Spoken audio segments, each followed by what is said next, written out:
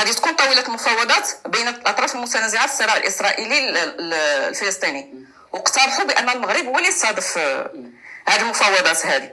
شكون اللي رافض؟ اسرائيل. علاش؟ اسرائيل كتقول لك كفة المغرب تميل دائما الفلسطينيين باغيين المغرب هو اللي يستضيف المفاوضات، لان الفلسطينيين كيقول لك حنا كنثيقوا في المغرب لسبب واحد: الدوله الوحيده ومع كامل احترامي باقي الدول المنطقه لم تستثمر يوما في القضيه الفلسطينيه وتدافع. ولذلك كتسمعوا مغاربه يخرجوا في مواقع التواصل الاجتماعي يقول لك اودي انا كريلو عندي في المغرب، سراق الزيت عندي في المغرب خير من طفل فلسطيني، باش يحيدوا هذه الثقه اللي عند الفلسطينيين تجاه المغرب.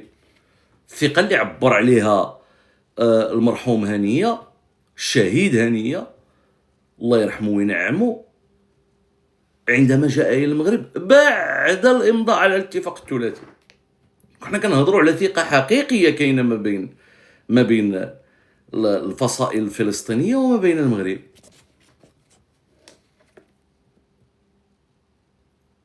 واش كاينه ثقه ما بين الكيان الصهيوني والمغرب؟ هما باغيين يخدموا على هذه الثقه. هاد الغرابيب السود ديال الاعلام البديل باغيين يخدموا باش انها ترسخ واحد الثقه بين الكيان الصهيوني وما بين المغرب. ما عمرها تكون. ما كاينش في العالم من يثق في الكيان الصهيوني نهائيا، لا يوجد. حتى الدول الغربيه لا تثق في الكيان الصهيوني. بون الفلسطينيين كيقول لك بان حنا كنثيقوا، والاسرائيليين كيقول لك بان الفلسطينيين كيقول لك حنا عارفين بان الفلسطينيين كيقول لك المغرب هو اللي خاصو يستضيف هذه المفاوضات هذه، لم يستضيف المغرب، وبان الاسرائيليين ما باغيينش المغرب يستضيف. الاسرائيلي تيقول لك حيت الفلسطيني تيقول انا كفلسطيني اثق في المغرب، اثق في الدوله المغربيه واثق في المواطن المغربي، لان الدوله المغربيه والمواطن المغربي الوحيدين الذين لم يستثمروا، زعما لم يستغلوا القضيه الفلسطينيه من اجل استثمار المصلحجي ديالهم. سي بور سا هذا الاخ هذا ما كينقز. شكون هذا؟ هذا الاستاذ اللي سميتيه انت غوفرين. سي بور سا دار هذاك البلاغ. اولا واحد النقطه مهمه، حيت اساتذه بزاف ولا انا نقول لك واحد النقطه مهمه، واحد الملاحظه مهمه. اولا هو خرج هذاك البلاغ على صيغه تصريح صحفي لاحد المواقع، ياك؟ من بعد يمكن واش داروا فيه، واش غوتوا عليه، واش قالوا لي حدا راسك، واش قالوا دابا اختي اراز وسيزار وكولاغيول وهاد الشبح حتى هما اللي راهم ينقزوا في بلاصتو. غوفرين ما بقاش ينقز دابا، ولا عمر الشرقاوي هو اللي راه ينقز، الصنايبي هو اللي راه ينقز، خونا الرمضاني هو اللي راه ينقز، وراهم ينقزوا بلا بندير، راهم يشطحوا بلا بندير. كان غير كاين الغايطه والبندير بعدا وكذا وهادي نقولوا معليش نتفرجوا للتنقاس ديالهم، راهم غير بوحدهم الفيبرور مساكين، الفيبرور لي لا ما تسمعش، راه ما تحت ما داش داك التصريح، الله اعلم. هاد خرج بلاغ هو شحال وكوفرين، هو شحال هو المكتب، راه جا هو في ديبي ديال جونفي، نقولوا حنا نحسبوها من توقيع من 2020 21 ديسمبر. اول بلاغ يصدر على مكتب هذا الاول، اول واحد. وملاحظه اخرى، ما في عنوان، ما في ادريس، ما في تليفون، ما في ميل. هذا القائم بالاعمال الاسرائيلي. حيت علاش هما ما دايرينش لادريس؟ كيخافوا هما بالنسبه لهم المكتب. يعني حتى انا سولتي انا واحد الاسرائيلي قال لي راه سولت كوفرين، قلت لي عطيني لادريس، قال لي لا ما يمكنليش نعطيك لادريس لدواعي. اخيرا لقيت الحل. عرفتي كيكون خدام ايكرون وحده والبروغراماسيون كتبقى جوج ديال لي زيكرون على الاقل، كنتعصب كما ديما خدام في الدار. بون امنيه وهو اسرائيل. كان عندكم شوف الدقيقه 42 مباشره باش ما نضيعوش الوقت. هاد الناس كيفاش كيخدموا ملي وجا في الاخر شنو قال لي شوف اسمع حبيبي مزيان، قال لي حنا ماشي في صالحنا نغضبوا الجزائر، حنا ما بغاش نقلقوا الجزائر. لذلك انا نقول لك واحد الكلمه، هاد الناس كيفاش كيخدموا ملي كتشوفوا الى اتاكي العثماني، ياك، الى اتاكي ايران، الى اتاكي حماس، الى اتاكي الجزائر، هما الطريقه ديالهم راه ماشي التاتاك حيت كارهك ولا حيت ما حاملكش، لا، حيت يريد فتح حوار معك. فهمتي؟ طريقه للضغط باش انت تجاوبه. الا جاوبتيه دخلتي عنده اكزاكتومون. هذه هي اللعبه اللي كدار. نقول لك واحد النقطه مهمه نخصم بها، مهمه جدا. انا ما استفزني انا في الكومونيكي ديالو، انا ما كنتش كاع غادي نعلق عليه. البارح علقت عليه في الصفحه ديالي، ما صافي. انا بالنسبه لي اللي قلتو راه قلتو في الكتاب ديالي وغادي تنشر في مصر، واللي بغى يفهم واللي ما يفهمش. انا واحد الكلمه كضرني في قلبي، ما نغوزمو الناس وما اقرا. ماشي غير لا تقرا، راه لا تقرا، ولكن اللي كيشغلي لي شويه انا الحمد لله كاين ناس في الدوله المغربيه، سينو ما عمرني كنت نكتب، ما صدعش راسي بالكتابه، تقرا وتتمعن وكتاخذ داكشي وسير. لذلك كنقول للناس كتبوا، ما تبقاش تخلعوا تقولوا لا كتبنا غادي يدوروا فينا كذا كذا. نرجع لك عافاكم. لا وداني الموقف الرسمي في غزه. طبعا تدخل ملي كتخرج كتقول لي كلنا اسرائيليون، ولا كتخرج ضد الملك اصاحبي، ماشي غير الموقف الرسمي للدوله المغربيه ضد الملك. هذاك الوقت الملك هو رئيس ديال الدوله المغربيه، راه شي الحماق. واش عمرك شي الملك جا قال لك حنا كلنا اسرائيليون؟ هما شادين بريطانيا اللي يقول لا، كيقول لك اختي حاجه اخرى. كيقول لك حنا دوله ديمقراطيه وحنا دوله فيها الحريه، اذا في اطار حريه التعبير من حقي ان اقول على انني صهيوني، ولا اعتبر على ان فلسطين شرعيه الوجود.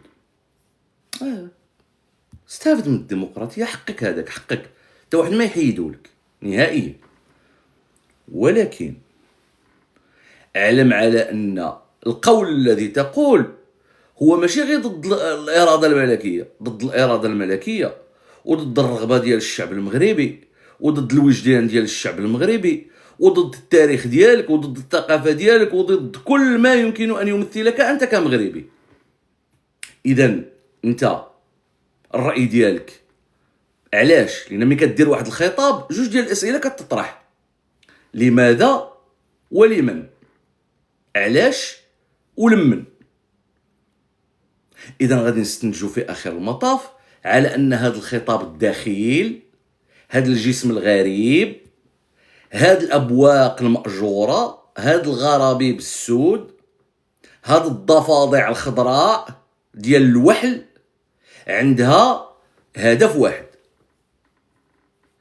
انها تكرس لما سمته شمع درشول للثقة بين الكيان الصهيوني وما بين الدولة المغربية، اللي ما يمكنلهاش انها تكون ثقة كاملة بحال الثقة اللي كاينة عند الفلسطينيين تجاه المغاربة وتجاه ملك المغرب، ولا الثقة اللي عند الدول الأخرى تجاه المغرب فيما يتعلق بهذه القضايا اللي كيعتبرها صاحب الجلالة واحدة منهم اللي هي القضية الفلسطينية قضية محورية في المغرب بمثابة القضية الفلسطينية. والمسألة ماشي متعلقة بفلسطين في حد ذاتها، راه متعلقة بك انت كمغربي، لأن من تتبع التاريخ ديال الكيان الصهيوني يعلم على أن الكيان الصهيوني أينما حل يحل الخراب، ولا أدل على ذلك من هذا الشيء اللي رحنا نشوفوه اليوم،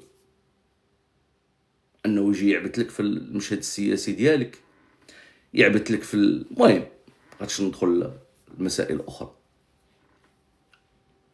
وبالامن ديالك. هادشي اللي كنشوفوه في سبته مثلا. بون لأن كنا لسنا فلسطينيين أكثر من الفلسطينيين، ولكن مع عمره ما قال بأن لسنا إسرائيليين. هذاك حنا إسرائيليين أكثر من إسرائيليين. بولت عمرو قال هذا، عمرو ما قال هذه الهضرة. فلماذا تحملون الدولة المغربية أكثر من تحسن من قالت لك هذه الهضرة؟ واش الملك أخويا هو ما غاديش يجي يقول الخطاب يقول هذه الهضرة هذه؟ علاش كتضغطوا؟ هذا هو اللوبي المغربي، هذا اللوبي المغربي الذي يخدم إسرائيل. انا نقول لك شمعة تسمحي لي، دابا ما عمر في التاريخ راه غادي نهضر على إيران. لا غير تهضر على ايران. حنا عند المغرب لا، دابا انا بغيت فرصه باش المغاربه حيت هادشي كيدوخ. ما عمر في التاريخ هذه المملكه المغربيه كان شخص مع انا ما كنقولش المثلي ولاو كيتظاهروا الامارات المؤمنين صافي تسلط الهضره. لا الاعلام ولينا كنسمعوا دول كتشري مواقع في المغرب. بيان سور. ما معنى الدوله الاجنبيه؟ عرفتوا علاش بديت هكذا؟ لان الكلام اللي قالوا بن كيران خطير جدا، والله العظيم الا خطير ماشي بالمفهوم اللي هما بغاو. ردة الفعل حتى هي اخطر. الكلام اللي قالوا بن كيران خطير، وردة الفعل ديال هاد الشماكريه هادو ديال المواقع اخطر، سورتو ردة الفعل اللي كتشوفوها هكذا بحال اللي منظمه. نكمل. السيطره على الراي العام المغربي وعزله عن الدوله المغربيه. شكون اللي كيأثر الراي العام؟ راه الدوله. كي قلتي هادشي صاحبي لا شوف نقول لك واحد الحاجه. انا انسانه كنت عايشه في الخارج في جوج ديال الدول وكذا. شنو اللي خليني انا جالسه في المغرب وانا عارفه هادشي؟ حيت عارفه بان كاين بلاد راه فيها الرجال واللي حامينا. انا راه تم تهديدي بالقتل. هاد الناس هادو انا راه خرجت من داري. يعني شوف الوقاحه. هاد السيد هذا نهار اللي كتبت قلت ليه نتايا نهار اللي هاجم العثماني وكتبت تدوينه قلت بانك هاجمتي العثماني راه غدا راه المغرب يدير لك السفاره ديال ايران في المغرب. نتوما ما فاهمينش المغرب كيفاش داير. راه صيفط لي في واتساب عايرني إما انسولتي سيتادير سبني وما يقدرش يديرها مع صحفي اسرائيلي. مكتوب عندك ياسر عندي راه شرتها انا كدب شغال. انا عندي الطريقه ديالي كتبت عليه كتاب غادي تنشر في مصر 100 مليون واحد في مصر. سبك انت اكزاكتومون. قال لي هذا جيت هكذا إما انسولتي. انا اللي الحماق بغيت نسطى كنقول انا في بلادي الصفحه ديالي الدوله عمرها ما قرب لي انا شي حد. انا كنمسح حريه التعبير. انت كتقول لي جاي من بلد ديمقراطي. داك النهار سولتك على صحفي اسرائيلي قلت لي لا ما عنديش الحق لان هذاك صحفي عنده جدول وتجي انا تعايرني على وديت ديال حيت قالت ايران ختموا ايران في كلمه ايران. انا عطيتك النموذج ديال هذه القضيه على المستوى الشخصي باش نقول لك راه هذا الشيء اللي كيتمارس على مستوى الدوله. سيتادير انا اعيش فسادا في الارض لاني محمي من اللوبي المغربي ماشي فقط يهودي. اللوبي المغربي الذي يخدم اسرائيل. للاسف انا كنسميه تيار مصلحه في الدوله المغربيه. كاين واحد تيار مصلحه في الدوله المغربيه كتخليها تسير ياك ما يكون هو التيار ديال تضارب المصالح وفرقشيه داكشي ديال الادويه داكشي ديال الشركات المتعدده الجنسيات العلف قامح. ياك ما هذا هو التيار اللي كتهضري عليه اختي شما درشو. ما عرفنا بالله. المهم انا عرفتش انا شكون هو هذا التيار ولكن ما نعرف. المظله كتعطي لهذاك ديال كلنا اسرائيليين حتى هو كتعطيه المظله. هذه وقائع زعما بلا ما نقول هذا. ايران اللي استفزني انا في الكومونيكي اللي دار هوايا واللي هو خطير جدا هو اللي تيقول لك اللي قريتي دابا السي حميد. خطير جدا راه الناس خاصهم يفهموا شنو هو الجماعه الدوليه يتدخل من اجل منع فتح جبهه اخرى ضد اسرائيل. عرفتي شنو باغي يقول لك؟ وهذه ما خدمه في الدار واش خدمه الناس الحل باش نخدموا عند الناس. ايكرون 14 بوس كتخدم غير ب USB. كيقول لك بان ايران راه هي اللي كتدرب لك حزب الله هو اللي كيدير لك في البوليزاريو.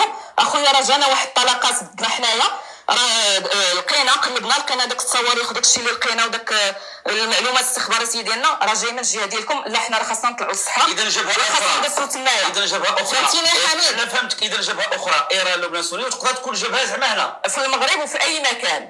راه بدليل انه هو ملي عطاك بون هذا موضوع اخر بلا ما نهضر فيه لان ما بغاش ما شي حوايج ما غادي مازال اكزاكتومون غادي تخدد. ونقطه مهمه في المقال اللي تعرف ديال كلنا اسرائيل في نقطه خطيره سي حميد خطيره جدا. هي ملي كتقول لك لا يجب استقبال اسماعيل هانيه. هذا الاستاذ ملي الى اتاكي العثماني شنو دار الملك؟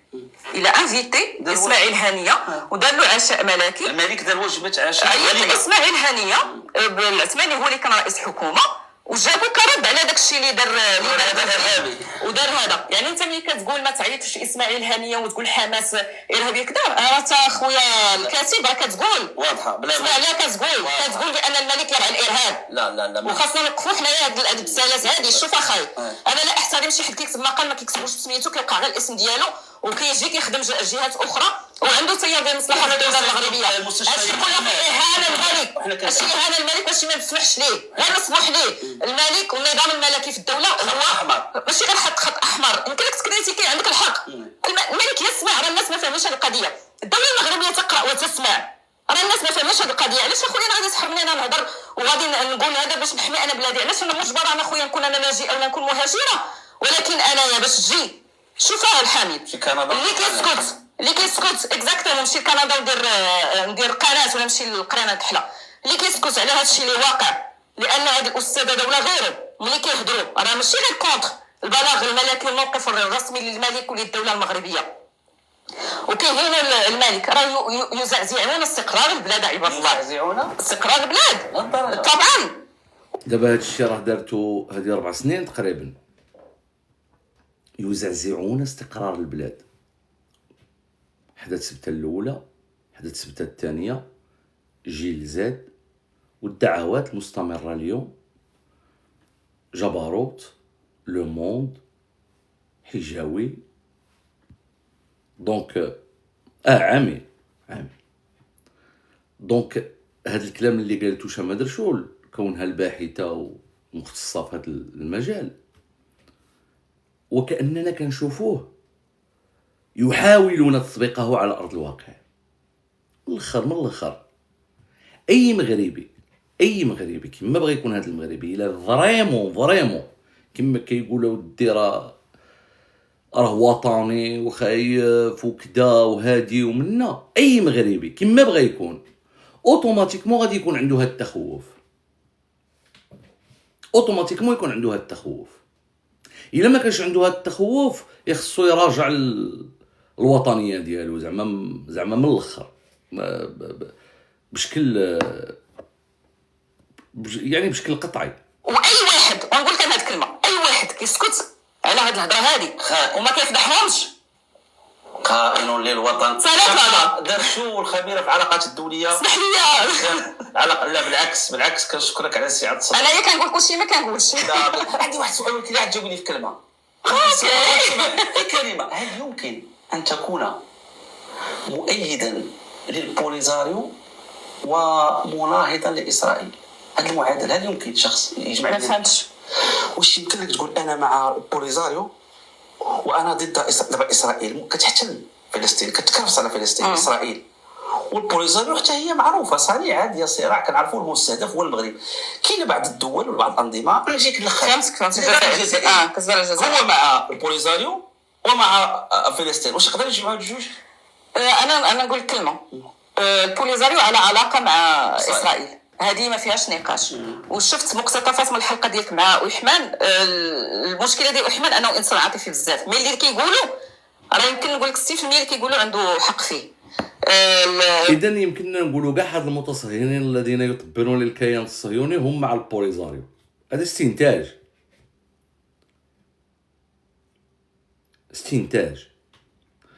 كل واحد مطبل للكيان الصهيوني، لان البوليزاريو ما هي الا وسيله، هي اداه وفقط، هي اداه تستخدم.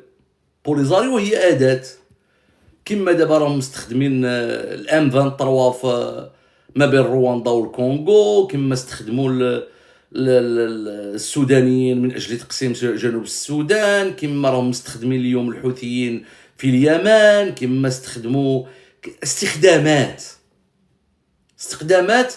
تصب في هدف واحد، هو الهدف الامبريالي المعروف: فرق تسود. ماشي قلناها حنا، هذه الفكره ديال الامبرياليه مبنيه على هذا المبدا. شحال ما فرقتي شحال ما كانت لك السياده. ملي واحد النهار استضافتني انا البي بي سي على التعليق على الخطاب ديال الملك ديال اسرائيل ديال اسرائيل وديال فرنسا على الخطاب الملكي، طرحت واحد السؤال اللي قلت له ما كيتطرحش في المغرب فقط كيقول لك لماذا لم تعترف بعد اسرائيل بمغربيه الصحراء. قلت لهم السؤال الاصح هو ما موقف اسرائيل من البوليزاريو. انا نعطيك واحد المثال. نهار اللي طبقه ما عندهاش موقف. لا، اليسار الاسرائيلي الذي بون دابا غادي نمشيو مباشره